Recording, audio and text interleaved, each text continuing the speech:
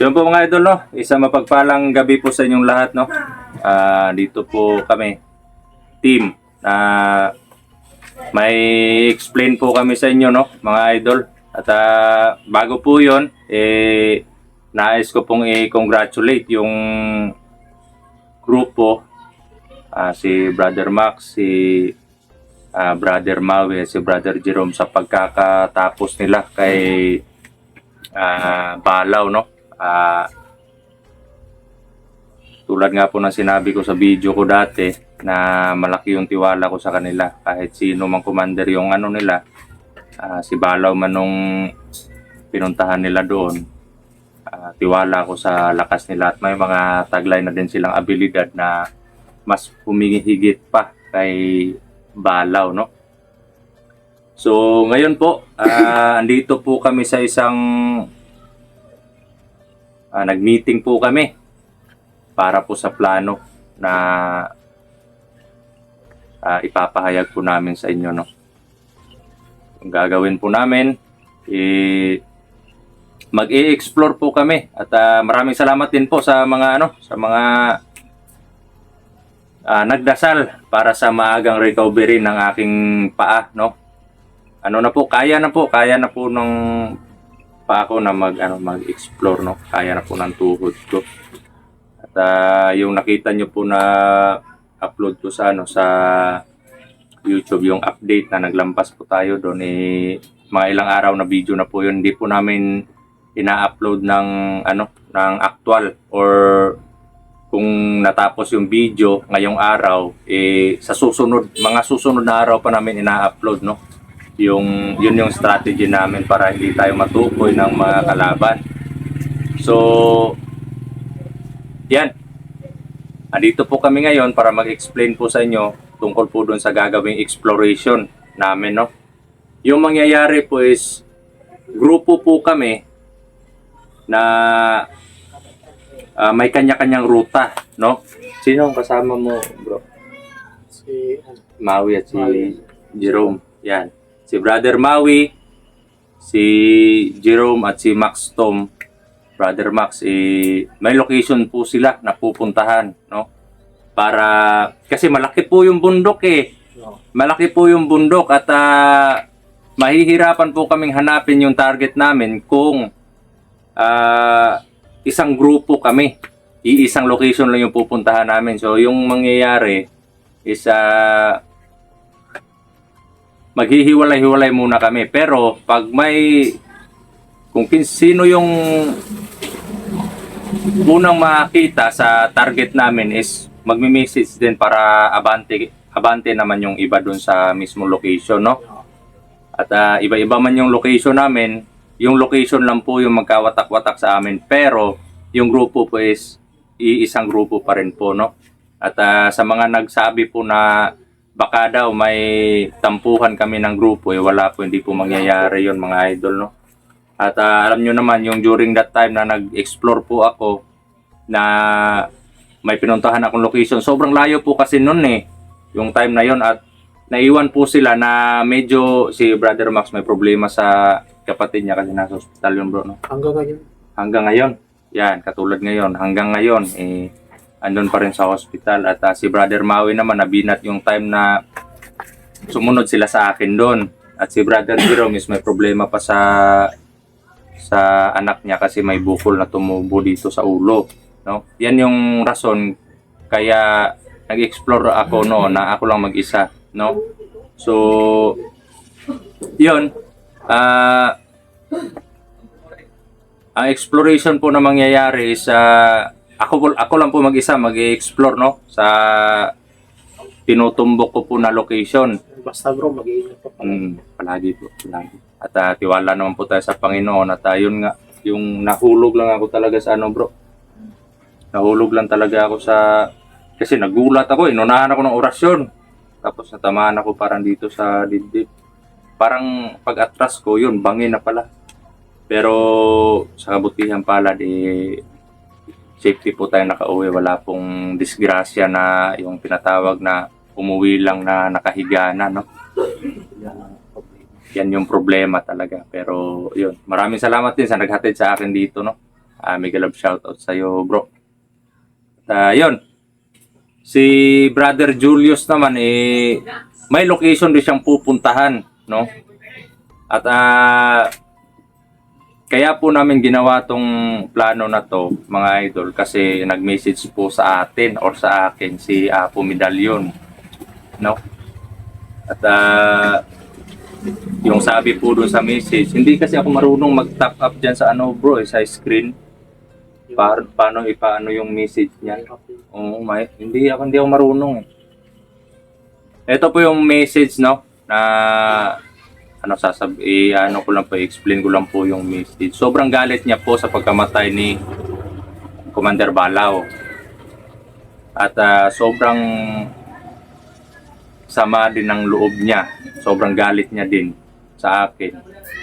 Kasi napatay yung mga bantay doon sa ano, sa tao niya pala yung mga inanok doon. Pero parang hindi siya doon sa location na yun. So kasi iba yung location na ano niya. Kumbaga marami siyang bundok na pinabantayan.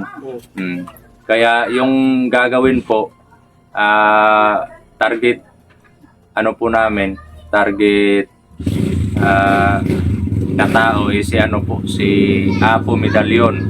At kumikilos na po sila ngayon, mga idol. At sa lahat naman ng mga kapatid natin na hunters na sa iba-ibang location, no? Mag-ingat tayo mga bro, kasi hindi lang si Apo Medallion yung kumikilos ngayon, kundi pati na yung mga malalakas na mga nananahimik na commander, kasi nagaano sila bro parang yung iba pinasugod nila. Parang habang nagpapalakas sila ng hukbo, yung ginawa nila, nagtapon sila ng mga commander na mauuna doon para maging busy tayo sa pagharap doon sa mga commander na yon. At yung nangyari, matitigas yung mga commander na nakalaban natin, pero wala pa lang sa kalingkingan ng mga commander na nanahimik at nagpapalakas, no. Sa ngayon umaarangkada na po mga idol. Kaya yung gagawin po, sa balita ko kasi ang mga tauhan ni Apo Medallion puro mga itak lang yan. Tapos malakas pa. Puro mga itak, malalakas. Siguro kung lakas lang yung pagbabasihan halos-halos mga kapantay natin. Bro, handa ka na. Naguguluhan ako bro. Bakit? Huwag kang maguluhan. Lalaban tayo. Naguguluhan daw si Brother Maui, no? Kailangan natin na ihanda yung sarili natin. Kasi papunta na po tayo sa malaking gera or malaking sagupaan, mga idol, no? At sana nga magtagumpay po tayo sa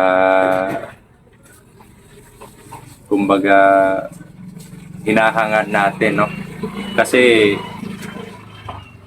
sa ngayon po ang war po na nagaganap is sa pagitan ng mga masasamang tao at sa mga tao na gusto ng katahimikan. Yun yung ano.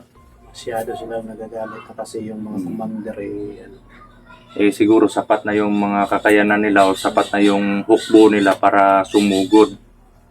Ayan. At kahit isang tao bro, kahit nasa tao nila, isang tao lang, dapat hindi magkumpiyansa kasi sobrang lalakas ng mga tauhan ni Apo Medallion. At kung hindi lang sana na tanggap ko yung message na yon galing sa kanya, ano lang siya mga idol, number lang po, no? Pero nagpakilala siya na Apo Medallion, ang gurong inabandon ako daw siya. Ako yung guro mo na inabandon na mo na. At yung mga tinuro ko sa iyo, ginamit mo laban sa akin, sabi niya ganun. At yun, na ano ko na si Apo Medallion talaga. At hindi matatapos ang araw na to, lulusob at lulusob kami. Maraming mangyayari, sabi niya ganun. Kaya hindi pwede na wala tayong gawin na counterpart dun sa ano. Hindi rin natin alam kung saan yung location nila, pero at least na kumbaga lulusob sila, tapos tayo naman lulusob para para maproteksyonan yung mga tao na nanganganib, no? Kasi alam po natin mga idol na kung masamang tao po yung ano natin, kalaban is wala pong pakialam yan. Kahit civilian or kahit bata, matanda, kahit hindi po sila related dito sa ating pakikipaglaban sa mga kalaban, madadamay po talaga yon. Kasi mangyayari na alam nila na yung mga tao na yun na walang kinalaman dito sa gulo na to, yan yung mga tao na pinoprotektahan natin, no? Kaya pwede din na gagawin nilang pamain yun para sa ikakapahamak, no? So uunahan na lang natin bago nila magawa yung mga plano nila. At ito lang po yung naisip namin paraan para ma-counterpart yung mga taong yan, yung mga masasama na plano nila, no? So yun mga idol, yun yung explanation namin. Silang tatlo, kasi magkakalapit lang sila silang tatlo, magkakalapit lang. Pero sa amin, medyo malayo ako sa kanila kasi nakalipat na ako Kalipat na ako ng bahay na pagrentahan. Mangyayari, maghahanap muna kami ng mga yung pambaon, yung allowance, ganon. Kasi alam niyo naman mga idol na hirap din kami sa buhay. At yun nga, kahit kahit makita lang ako ng saging bro, okay na yun. At least na may baon ako sa exploration. Kumbaga pagbangil-bangil. Para hindi mamatay sa gutom. Yun yung Pero pag pag kunwari kayo makasagupa doon, na kahit hindi si Apo Medalyon, kung matigas talaga at kung nasa peligro yung buhay ninyo, dapat maghanap tayo ng paraan para ma-communicate yung isa't isa sa atin para mapuntahan agad. Pero dapat talaga ingat talaga para hindi malagay sa peligro yung buhay. At depende na yan bro. Kasi minsan walang signal, di ba? Oo, yun yung sinasabi ko na kailangan talaga na hanapan ng paraan para maka-communicate yung isa't isa. At yun pong mangyari mga idol, no? Ako lang po yung isa mag-explore doon sa isang location. At pag makita or makasagupa ako ng isang tao na hindi ko kaya, or kung hindi ko kaya yung lakad ko, agad-agad po akong mag-ano sa akin na Brother Max at kay Brother Julius, no? At si Brother Julius naman, iba naman yung location niya kasi may target location din po siyang pupuntahan, no? Mas mabuti yan pag ganun kasi para madali lang mahanap na. Kasi sobrang laki po ng bundok mga idol. Kung magsasama-sama po kami, Matagal. mawawala, parang pupunta tayo sa location na wala doon yung target natin, parang mawawalan ng saysay yung natin. Kasi puro tao lang nila yung madadali natin maganda yung nagtutulungan, maganda yung sama-sama, pero mas madali natin mahahanap yung isang target or yung mga target natin kung magkakahiwalay tayo maghahanap sa bundok. Yun yung mga idol, yun yung pinag-usapan mo namin at sana po i-agree po kayo doon. At tiwala naman po ako sa kanila at sila din ay may tiwala sa akin. Titiwala din kami sa iyo bro na kaya mo yan kahit mag-isa pa. At may na po tayo, may basbas po tayo ng Panginoon na hindi tayo malagay sa peligro, no? At naano man tayo noon na dislocate yung pero okay na po mga idol yan, no? Malakas na yan. Nakikita niyo yung buto na yan. Yan po yung Yan po yung parang siya. Yan. Pero okay na po. Mano na po to. Dali ron Pinta niya biro. Binali mo. Babaliin niya daw ulit para ma-straight talaga. Pero okay na po ito mga idol, wag na po kayo mag-alala. At maraming salamat sa mga nag-advise kung ano yung pwedeng ilagay natin, no? At papasalamat naman ako na sa pangatlong araw pa lang wala na yung maganya at nakalampas na tayo doon sa nakapunta na tayo sa dating location para maglampas at kinabukasan tinuloy-tuloy ko lang yung mga proseso hanggang umabot ng mga ilang araw at yun, magaling na po siya, no? At hindi na parang yung bro, yung parang kumikirot. O hindi na kumikirot mga idol, no? At habang nagpapagaling po tayo, nagpapalakas po tayo ng orasyon. At ito, good news po. Kabisado ko na po lahat yung katangian ng mutian ng pagkawasak. At sila din po, nag-aaral sila, nag-ritual sila para doon sa mga katangian din na hindi pa nila kabisado. Kaya yun.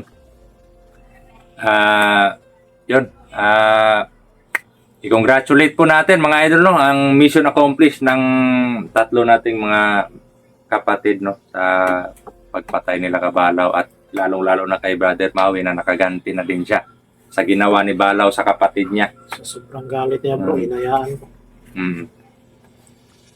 Para kumbaga yung kaluluwa ng Baka may sabihin ko. kapatid niya okay na. Ano na, Meron ka. wala ka nang sabihin. Sabihin mo. Huwag mo nang pilitin, sabing wala eh. At yun po yung strategy namin sa ngayon. Asahan nyo po na pag matapos po yung gulo na to, o matapos po yung mission namin, ang grupo, is makikita nyo po kami na magbanding-banding. Hindi lang po dito sa tinatawag nating mission, kundi pati na din po sa yung magbabanding-banding kami na naliligo kami, ganito, ganyan. Kahit sa ilog lang. Iligo tayo sa balon. Sa balon. Okay lang yun.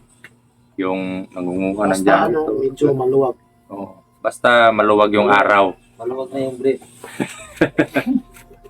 Kasi maluwag na yung brief namin Kaka-explore. kakapupunta doon sa bundok. Oo. At so yun mga idol, no?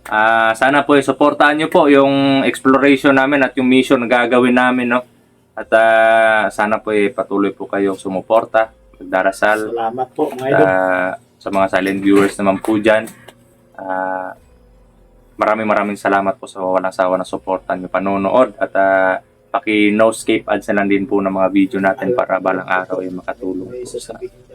sa Diyan ka sa gitna bro. amin, no? Pagdating ng panahon. Ano sabihin ko? At yun, sa mga solido po na Pakasal na tayo. tagapanood natin sa Bradodong Adventure channel, no? Pakisuportahan po natin yung kanya-kanyang channel namin, no? Si Maui the Hunter. Ganun ba yun, bro? Maui the Hunter, yan. At si Brother Max Tom Vlog, yan. At si J Adventure 23, yan. J Adventure 23. Sana ngayon eh. Okay lang yun, 23. 2025 na yan eh. J Adventure 23, no? At si Jules Adventure. Yan. Paki-support po kasi wala si Jules ngayon dito eh. At Kasi salamat mga idol sa mga suporta. maraming salamat po sa walang sawa na suporta niyo, pagmamahal, pagdarasal, no? At yun, hanggang dito na lang po yung video natin. Sana suportahan niyo po kami. Patuloy na magsuporta, pagdarasal, no? Para sa kaligtasan at sa mga mission accomplished po na darating sa atin, no? So, yun. Mega love shoutout po sa inyong lahat. Isang mapagpalang gabi at ito po yung grupo. Salute po kami sa inyong lahat, mga idol.